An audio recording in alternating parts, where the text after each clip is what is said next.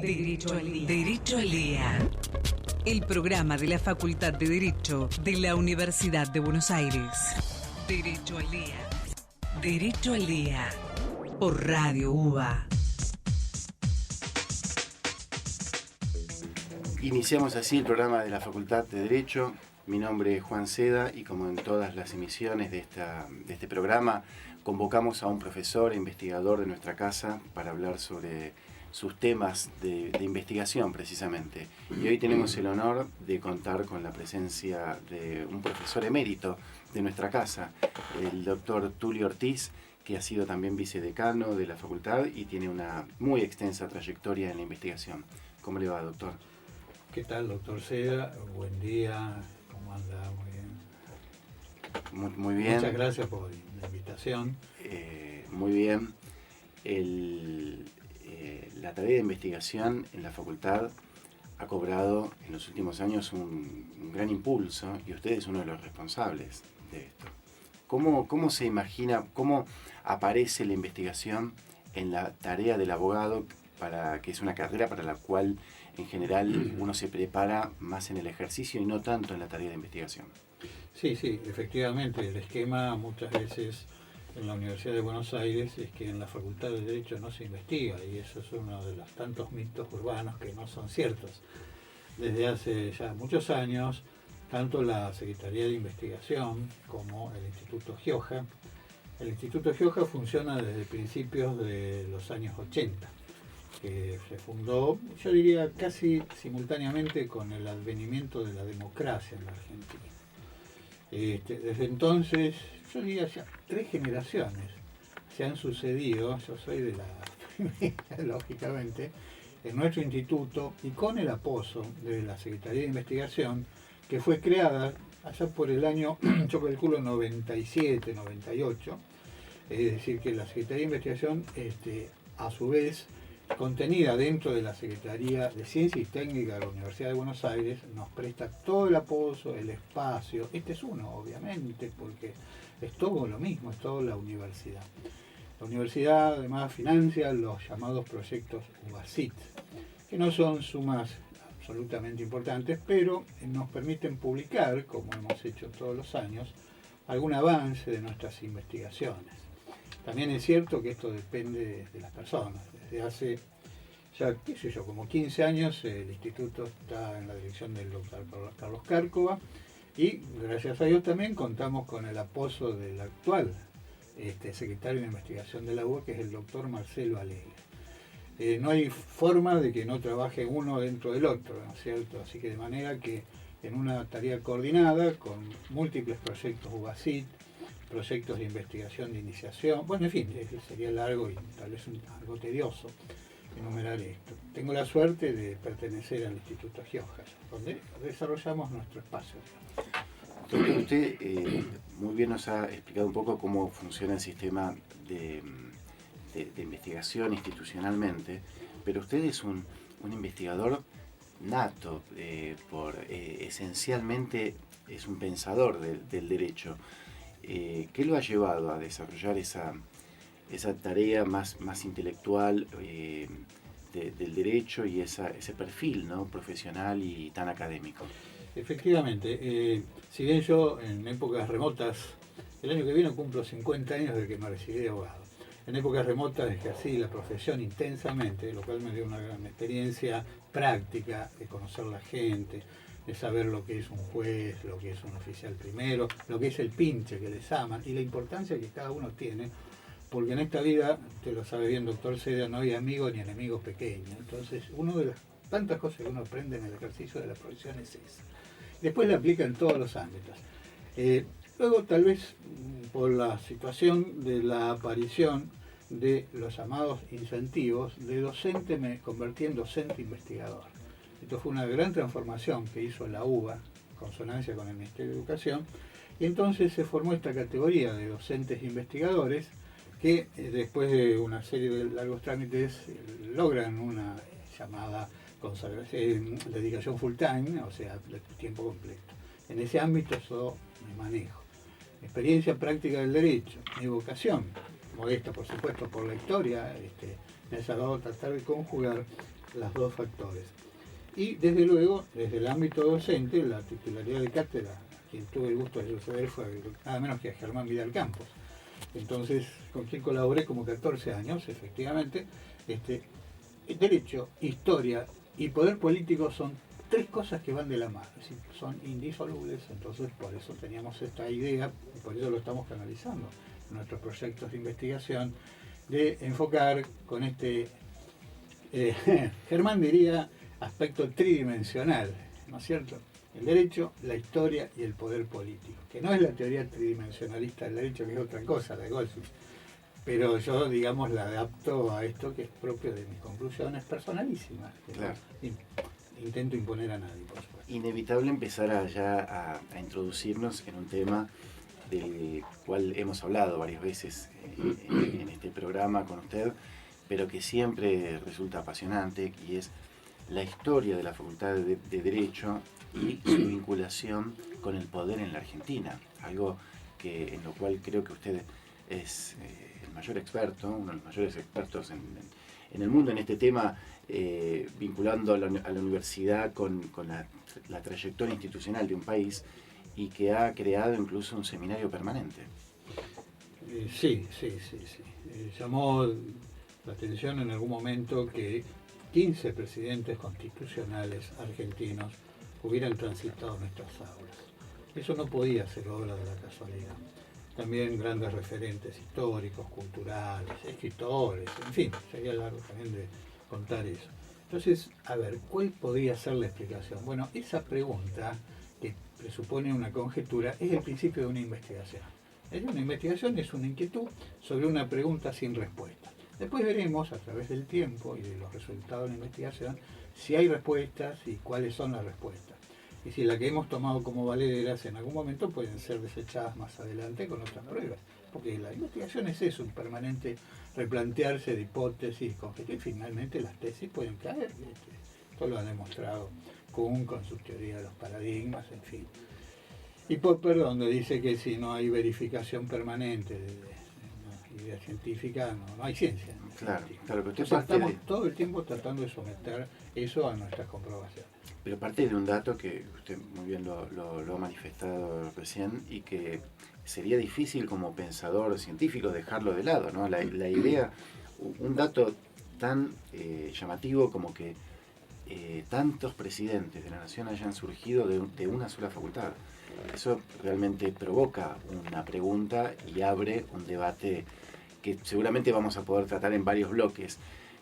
No quiero agobiarlo en este primer bloque. Si le parece, vamos a hacer una primera pausa y después continuamos con esta pregunta. ¿Le parece, doctor Ortiz? Con todo gusto, doctor Seda, sí. Volvemos en un momento con Derecho al Día, el programa de la Facultad de Derecho. Derecho al Día. 87.9. Derecho al Día, el programa de la Facultad de Derecho de la Universidad de Buenos Aires. Continuamos entonces con el doctor Tulio Ortiz, profesor emérito de la Universidad de Buenos Aires. Doctor Ortiz, recién le consultaba sobre esta situación tan particular. ¿Usted conoce muchos países en el mundo donde de una sola casa de estudio hayan salido tantos primeros magnatarios? No, efectivamente hay una sola que nos podría emparejar, que sería la Facultad de Derecho de la Universidad de Chile, que también sostienen que tienen 15 presidentes. Fuera de eso no hay otro ejemplo en el mundo, porque Harvard tiene 2 o 3, en fin, ya tener 4 es como un número excepcional. Ahora 15 no puede ser, insisto, obra de una especie de situación casual, una cosa por el estilo. Desde Avellaneda en adelante, ¿no?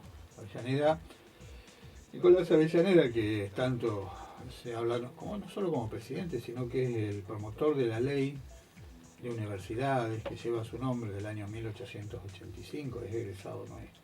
La ley de Avellaneda rigió desde 1885 durante muchos años, hasta 1947. Eran solamente, doctor Seda, 4 artículos.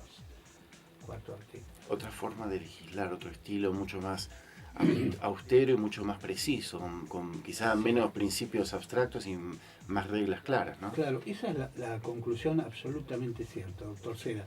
Incluso si usted legisla poco, le da a las unidades académicas mucha autonomía para que legislen con sus propios estatutos, lo cual es el ideal casi de la reforma universitaria que vendrá después de 1918. Uy, ya pronto vamos a cumplir, pasa el tiempo. La autonomía universitaria se logra en la medida que el Estado le dé el mayor ámbito de autonomía, independencia, no digo de soberanía, porque mis colegas van a decir, no, los países son soberanos, no las universidades, pero es como una soberanía académica que hay que buscar, o sea que el Estado no se meta en cuestiones académicas dentro de la universidad. El propio Kant, en una carta, en el prólogo al libro El conflicto de las facultades, reseña una carta que le envía al monarca alemán en aquella época, estamos hablando del siglo XVII. 18. Manuel Kant. Hablando sobre la autonomía universitaria y sobre la necesidad de que los gobernantes dejen a los intelectuales pensar con libertad, que no se metan en cuestiones académicas. Efectivamente, y podemos decir que con la ley Avellaneda eso se logró. Aunque, pequeña nota a pie de página, doctor Seda, la época de mayor autonomía que tuvo nuestra Facultad de Derecho fue de 1874 hasta la sanción de la ley Avellaneda. Casi le diría que la Facultad de Derecho era como una universidad autónoma. Detalles, la designación de profesores, que culminaba en la propia facultad. Y esto es cierto, yo siempre lo he planteado, es decir, ¿cómo podemos saber en un consejo universitario, una persona que es abogada, yo estuve unos años en el Consejo Superior reemplazando al recordado doctor Alterini, cuál es el mejor profesor en una materia específica de intervención quirúrgica en el cerebro? Un abogado no puede opinar sobre eso en un Consejo Superior Universitario. Tienen que ser los propios colegas de la facultad respectiva los que deciden. Bueno, ese lapso de autonomía se cortó un poco con la ley Avellaneda, pero definitivamente tuvo durante muchas décadas, hasta el año 47, una posibilidad de... Algunos dicen que es como una época de oro. Sobre esto podremos hablar en otro momento, cuando usted lo desee, doctor. Si hay épocas de oro y cuáles fueron de la universidad, tema muy opinable. Una famosa época de oro, por supuesto, fue la década del 60. Aquella que vamos a redondear fechas, desde 1957-58 hasta la nefasta intervención del año 66, en la cual tuve la suerte extraordinaria de haberme formado como estudiante, ¿no?, en esta época de oro. La pregunta es ¿qué implica una época de oro? Y segundo, si hubo otras épocas de oro también, y en ese caso cuáles fueron. Esto es uno de los tantos subtemas que emergen de una investigación sobre la relación entre el poder, el derecho y la universidad, o la Facultad de Derecho, para nosotros, modestamente la primera, ¿no? Bueno, estando justamente en la radio de la Universidad de Buenos Aires, me deja el interrogante sobre por qué era la época de oro, o por qué podría discutirse si era o no era la época de oro, y cuáles eran las características que debería tener una época de oro, si es que existen, porque quizás es una categoría un poco tramposa esta de época de oro, pero tenemos la gran oportunidad de contar con alguien que lo ha estudiado y aparte estuvo presente como estudiante, muy joven, pero que conoce bien aquel momento. ¿Qué nos puede decir de esa etapa? Bueno, lo primero era un absoluto respeto entre la universidad y los dos gobiernos constitucionales. Vamos a dar nombres y apellidos. El doctor Arturo Frondizi, egresado de nuestra facultad, y la etapa también del doctor Arturo Ilías, que si bien no es egresado de nuestra facultad, es egresado de la Universidad de Buenos Aires como médico. Entonces, ¿qué era lo que caracterizaba? Dos sistemas que se respetaban, el universitario por un lado y el político central o nacional por el otro. En ningún momento a nadie se le hubiera ocurrido intervenir la universidad, pero eso en una mente como la de Frondizi o la del respetuosísimo doctor Ilías era inconcebible. Segundo, en derecho, la calidad de muchos juristas que yo tuve la suerte de conocer, algunos teniéndolo como profesores, y a veces en ese momento como estudiante no valorarlos como suele ocurrir, uno los valora después, cuando dice, no es cierto. Me refiero a Rafael Bielsa, por ejemplo. De esa gente casi irrepetible, ¿no es cierto? Bielsa se venía en tren de Rosario 2 veces por semana a dar clase. Acá se pagaba del bolsillo, porque lo que le pagarían como profesor titular, ya grande, porque Bielsa era una persona muy mayor, no le alcanzaría ni para pagar el tren a Rosario, ¿no es cierto? Y así otros profesores. Después, otra cosa que se contaba era una absoluta libertad y respeto entre las asociaciones estudiantiles.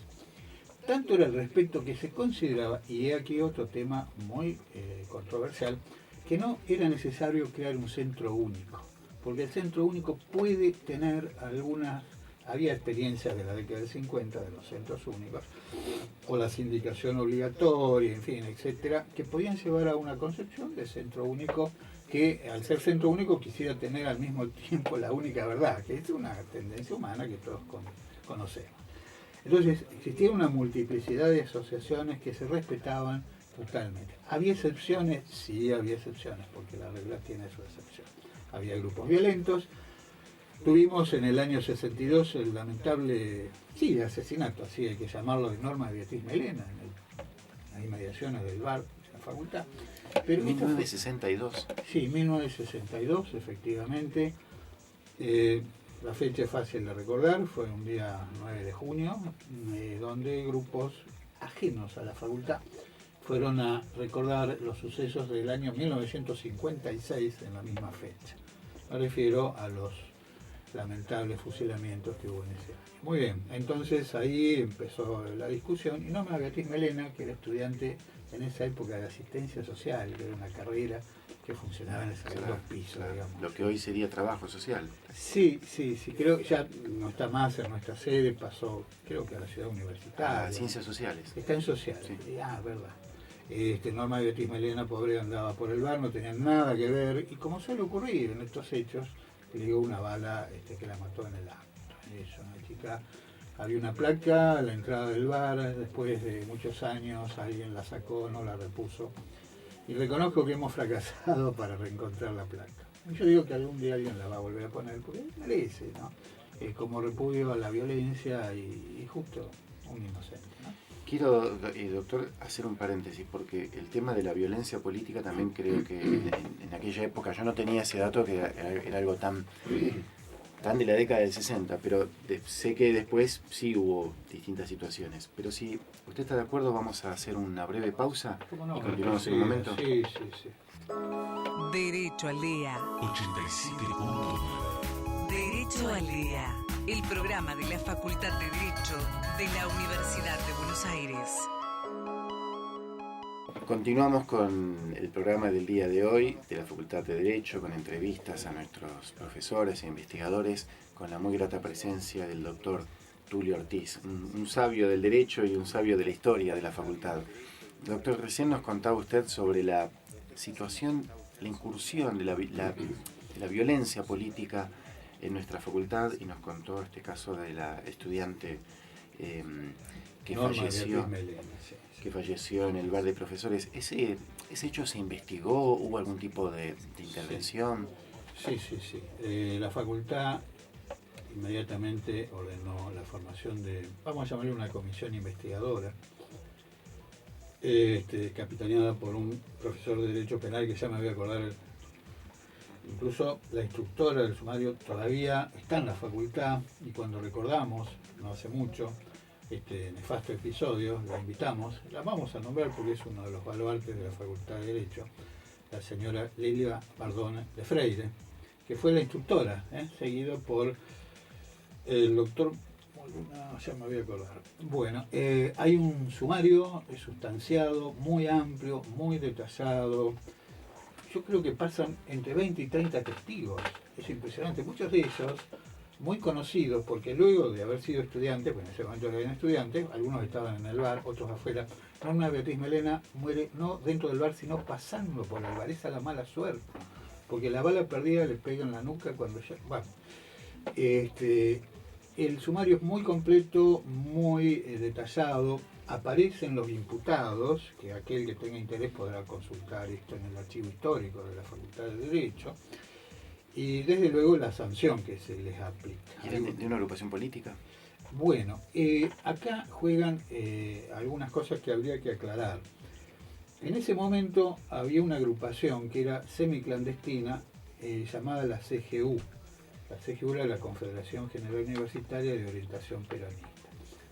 Aparentemente ellos fueron los que hicieron el acto de recuerdo de los fusilamientos del año 1956, lo cual, en mi opinión personal, no era algo ilícito. Tal vez tendrían que haber pedido la autorización y se la hubieran dado, porque ahí, en ese momento de fervor, de la autonomía, había espacios para todos. Yo he escuchado desde Lanza del Basto a la mamá del Che Guevara hablando en la Facultad de Derecho. Después del tema Guevara vamos a hablar si quiere. Bueno, en fin, hay un sumario, 2 voluminosos cuerpos, y esto fue resumido. Si alguno no quiere leer el sumario porque es largo y por ahí puede decir que es aburrido, lo ha investigado el doctor Eduardo Barbarosh, que integra nuestro equipo de investigación el caso Melena, y ha cotejado tanto el sumario como la causa penal que se sustanció y donde estaban también imputados estos personajes, digamos así. Es cierto que los que fueron a hacer el acto dicen que fueron provocados por estudiantes no peronistas que gritaron cosas. Entonces, por ejemplo, acordate del estudiante Bravo, en fin, palabra va, palabra viene, mesa más, mejor dicho, silla va, silla viene, y después el irresponsable, no, el asesino que saca las armas y empieza los tiros. Ahí efectivamente. Es el año 1962, en junio, y es uno de los momentos donde se tomaron los enemigos de la autonomía universitaria para decir, no ves, no se le puede dar a la universidad autonomía porque pasan esto, murió una inocente. Estas cosas, estamos en el 62, 4 años después, van a reaparecer en la argumentación expresa o no de los que intervinieron en la Universidad de Buenos Aires. En 1966, después del golpe militar, por supuesto, en la famosa noche de los bastones largos, así llamada. Hay una leyenda también sobre sobre las puertas del costado de la facultad, que por alguna no se puede salir porque alguien no se va a graduar. ¿Esto tiene que ver con hechos violentos que han pasado? Esa no la conozco. Muy bien. Conocía la de las columnas, que no había que contarlas. Pero hay una de las puertas, creo que la del medio, de la parte del costado, ahí también hubo un tiroteo en la década del 70, falleció un estudiante que estaba por graduarse justamente, y a partir de ahí surge la leyenda de que muy bien, no se puede salir por esa porque el que pase por ahí no se gradúa, hay que salir por alguna de las de costado. De las dos laterales, sí. De cualquier manera, lo que aparece muy claro es que la violencia política y los tiroteos en la facultad en aquella época, o quizá unos años después, no eran algo tan infrecuente. Así es. Un año antes había ocurrido los sucesos a raíz de la visita de la madre de Ernesto Guevara Lynch, o sea, la señora Celia La Serna de Guevara, la mamá del Che Guevara. Eso produjo un gran escándalo que terminó con enfrentamientos, tiroteos, por suerte no hubo muertos, tal vez haya habido heridos, pero se los llevaron, y el incendio del centro de estudiantes. Los prendieron fuego. El centro de estudiantes tiene una sede en aquella época. Sí, la llamada Galería del Quetzal. Vamos a recordar que los centros de estudiantes estuvieron prohibidos dentro de los edificios de la facultad desde los años 30 hasta el 55. Después de la Revolución del 55 se permitió al centro de estudiantes, en ese momento se había unificado, y se llamaba Centro de Derecho y Ciencias Sociales, Galería del Quetzal. Estaba, vamos a decir, entrando por la puerta de alumnos, tercera puerta a la izquierda. Ahí funcionaba el centro de estudiantes. Esa noche, estando la mamá del Che Guevara hablando, en un acto de incultura y de violencia, se le prohibió hablar por los hechos, por la violencia. Y luego le prendieron fuego al local donde había hablado la señora Guevara Lynch. Lo cual me parece una barbaridad desde todo punto de vista. Pero era el clima de una especie de cierto macartismo que había en algunas agrupaciones violentas que había en la Facultad de Derecho. En realidad había una sola violenta. ¿Que era esta misma? No, era otra que, vamos a hacer así, era como en la rama universitaria de lo que se llamaba Tacuara en esa época. Tacuara es un grupo nacionalista violento, digamos, antisemita, fundado por 1956 aproximadamente, y con una fuerte presencia en la Facultad de Derecho.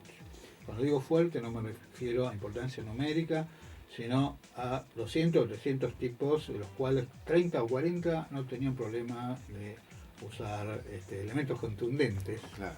Para apoyar ideas, como decía Mussolini, si no recuerdo. Bueno, el dibujito de Mafalda. Y doctor, no, Mafalda. Pero esta agrupación era de origen ultracatólico. Católico nacionalista, digamos, fundada a raíz probablemente de los sucesos del año 58. En 58 se debatió la libre y la laica. Fue un gran debate. Tan importante es que, usted quiere una pequeña primicia, estoy tratando de armar 2 mesas redondas en nuestra facultad con protagonistas de la época. Muy bueno. Ya tengo 5, me falta 1 para hacer 2 mesas, bueno. Una a la mañana y otra a la tarde. Usted va a ser de los primeros invitados de tercera.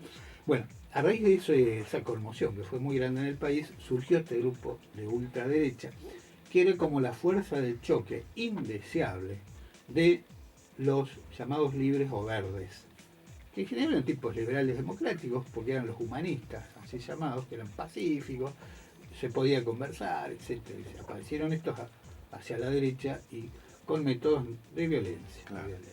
¿Y que después no fue el origen de lo que después se transformó en la agrupación Montoneros?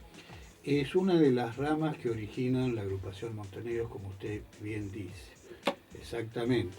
Tenía militantes de Tacuara y también militantes de la JEC, que era la Juventud Estudiantil Católica, de, qué curioso, el Colegio Nacional de Buenos Aires, principal foco de origen de Montoneros. Claro.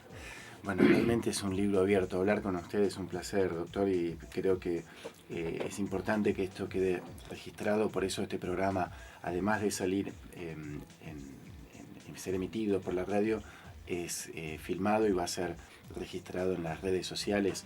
Realmente un gusto hablar con el doctor Tulio Ortiz. Vamos a hacer la última pausa y volvemos en un instante con el programa de la Facultad de Derecho. Derecho al Día. 87.9. Derecho al Día. El programa de la Facultad de Derecho de la Universidad de Buenos Aires. Iniciamos así el último bloque del día de hoy con la presencia de uno de los pocos profesores eméritos que tiene nuestra facultad, el doctor Tulio Ortiz, un investigador de raza y realmente un libro abierto respecto de la historia institucional. A partir de estas preguntas que usted se hizo, doctor Ortiz, sobre el vínculo entre conocimiento universitario, derecho, poder, y en la historia de la universidad, ¿cómo considera que nuestra facultad institucionalmente pudo haber influenciado en la formación de las élites gobernantes en la Argentina? Bueno, esto requeriría tal vez tiempo más sólido, un análisis histórico de los casi 200 años, porque, como usted sabe muy bien, en el 2021 se va a celebrar el bicentenario, tanto de nuestra facultad, que se llamaba Departamento de Jurisprudencia en ese momento, como de la propia universidad. Entonces, a veces por acción, a veces por omisión, la universidad siempre estuvo presente, formando no solo presidentes, sino ministros, como les decía, y también creando un foco, digamos, de rebeldía contestataria argumentativa, es decir, no era un foco de violencia. Es cierto que hubo episodios de violencia como los que nosotros contábamos recién, y otros posteriores en la década del 70, como usted también mencionaba, doctor Seda, pero esas eran excepciones, eran grupos, y algunos se preguntaban, ¿realmente estos son universitarios? El solo hecho de inscribirse en una facultad para tener el estatus de estudiante y usar, como muchos usaban, las instalaciones deportivas o conseguir libros de biblioteca, eso no le da a una persona el carácter de estudiante pleno. En fin, es decir, que yo creo que la violencia esta pequeña, que fue luego utilizada, como le comentaba, en los años posteriores, en 1966, para decir la universidad es un caos, es una anarquía, hay que intervenirla. Y está controlada por los comunistas. Los 3 argumentos eran falso. Y sobre el último me quiero detener, porque el rector de la universidad en 1966 no tenía nada que ver con el comunismo. Al contrario, después de décadas, los no reformistas, los humanistas habían logrado acceder, con Julio Olivera primero, que fue nuestro egresado, y con Fernández Long después, humanistas de extracción no marxista, habían logrado acceder al gobierno de la universidad. Los ignorantes que gestaron la intervención del 66, tal vez esto no lo sabían y pensaron que todos eran iguales. Y por lo tanto que había la intervención. O sea, a veces la ignorancia, usted lo sabe, doctor, es más peligrosa que otras cosas, porque habilita o legitima, entre comillas, legitima aberraciones y hechos que después sufren las consecuencias. Y doctor, me interesa también, porque usted es un seguidor de la historia no solo de la UBA, sino del sistema universitario argentino en el contexto. Ha cambiado porque a partir de la década del 70 se dio una creación de varias universidades nuevas, algunas de las cuales incluían la carrera de Derecho, y en los últimos 20 años, hubo una profusión enorme de creación de muchísimas universidades, tema discutible, pero bueno, que amplía la oferta. ¿Por qué a pesar de todo eso se mantiene la centralidad la Universidad de Buenos Aires, por lo menos en el caso de la Facultad de Derecho? Sí. Yo creo que es por la tradición histórica de excelencia que tiene. Yo creo que eso justificaría solamente eso, el estudio histórico de nuestra facultad. Porque ahí está la clave de por qué, a pesar de esta proliferación, a pesar, doctor Seda, que el Consejo Superior de las Universidades, de rectores o algo por el estilo, cuando asigna la partida presupuestaria a las universidades, a la UBA le da una cuota pequeñísima, al lado de pequeñas universidades que nadie las conoce y no se sabe bien qué hacen. Bueno, a pesar de todo eso, la UBA tiene lo mejor. Y eso, doctor, de alguna manera, ese fenómeno que uno es cuidadoso para plantearlo, pero usted lo ha reflejado bien, de alguna manera, ¿no implica una intervención sobre la universidad, el ahogamiento presupuestario? Sí. Usted ha dado en el clavo, doctor, al decir algo que es fundamental. No puede haber verdadera autonomía si no hay autonomía, o por lo menos autarquía financiera. Esto es importante. Si estamos dependiendo del dinero que gira la universidad, a la Facultad de Derecho, que en definitiva es el dinero que le gira el Estado a la universidad. Por ahí andan algunas cifras que no me constan, pero son miles de millones de pesos. Bueno, la autonomía es relativa también, porque mal podemos ser autónomos. Creo que yo en el programa anterior habíamos hablado de esto, cuando tenemos que ir a pedir, por favor, a ver que nos arreglen los ascensores, a lo mejor vamos a suponer, el hospital de clínicas, efectivamente. Entonces eso no es autonomía. Es una pseudo-autonomía muy fuerte en lo académico y no real, porque el mundo de las ideas se sostiene con el mundo de las realidades. Como es cierto también que la realidad se transforma con las ideas. Hay una coexistencia, me parece, ¿no?, entre unas y otros planos. No todo es economía y materia, ni todo son idealismo, porque no existen esos extremos, salvo en alguna mente. Pero fuera de eso no existen en la realidad. Como usted bien dice, no puede haber autonomía si no hay una independencia financiera, yo diría casi total, de las universidades. Quisiera aprovechar la oportunidad en estos últimos minutos, porque se ha hecho muy breve el programa, siempre quedan preguntas para cuando uno habla con el doctor Tulio Ortiz, pero el desarrollo del seminario permanente sobre la historia de la Facultad de Derecho creo que merece un párrafo aparte por la amplitud de temas que han surgido y por la riqueza de las últimas convocatorias que ha tenido. De todas, ¿no? Pero bueno... Sí. Mira, el año pasado celebramos 10 años de continuidad en el seminario y permanentemente estamos convocando a estudiosos, por un lado, a testigos calificados de épocas y aún actores que todavía están de ciertas épocas. Y la última reunión, que tuvo cierto éxito, fue pasar una película que hablaba de nuestra historia argentina, que es también la historia de la Universidad de Buenos Aires. Porque en esa película que es He nacido en Buenos Aires, aparecen permanentemente nombrados, o Sáenz Peña, o Irigoyen, qué casualidad, toda gente que pasó por nuestra facultad. Claro. Y esta historia institucional y esta historia ya de seminario propiamente permanente da lugar a pensar que estos estudios van a continuar, porque realmente están cada vez con mayor fortaleza y notamos que hay publicaciones incluso que se han desarrollado a partir de estos trabajos tan valiosos. ¿Cómo ve el futuro de este seminario permanente sobre la historia?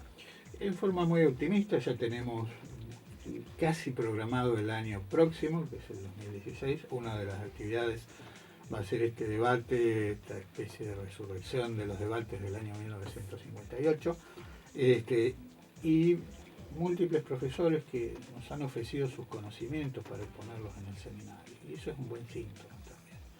Y además hay mucha gente joven, involucrada, comprometida, y eso personalmente a mí me da una garantía de que esto va a seguir. Claro. Doctor Ortiz, usted está mucho tiempo en la facultad, en el Instituto de Investigaciones o dando clases. ¿Qué respuesta recibe de los más jóvenes, justamente de los docentes que se están formando y que acuden a usted como para pedir consejo en investigación, desarrollar su tarea docente? ¿Ve una buena perspectiva en este sentido? Sí, yo soy totalmente optimista, porque dos cosas.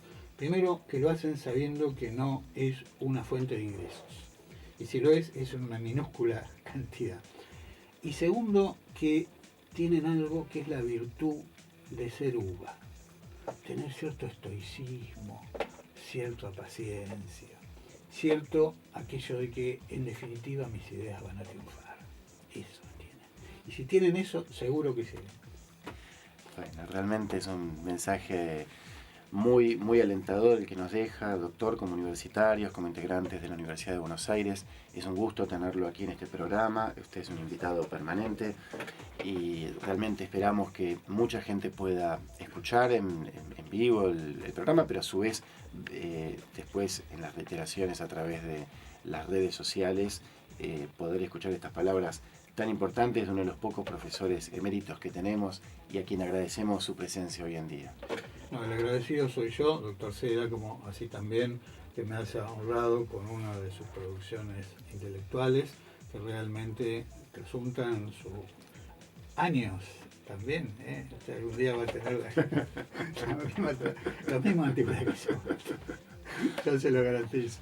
Muchas gracias, doctor Seda, también al doctor Juan Salas, que hizo los contactos, a los colaboradores acá, en fin, a todo el grupo, el equipo que lo apoya, doctor. Bueno, a nuestros oyentes entonces será hasta la semana próxima en el programa de la Facultad de Derecho con entrevistas a nuestros profesores.